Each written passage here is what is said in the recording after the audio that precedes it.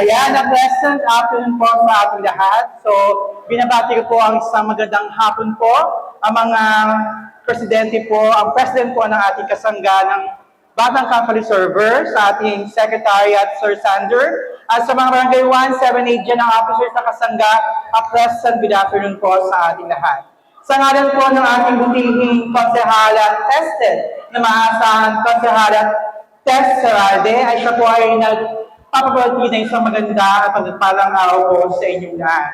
Bagamat wala po ang ating mahal na konsehala, siya po ay lubos na sumusuporta sa lahat ng mga aktibidad at programang may ilalahad ng kasangga ng Batang Kakalu ng ating Caloocan City. Maraming salamat po sa inyong pagdalo at nagbigay naman po naghain ng ating konsehala ng mainit na lomi para sa ating lahat. Muli, sa magandang hapon po sa ating lahat mula sa Office of Councilor Tess Sarade. Thank you.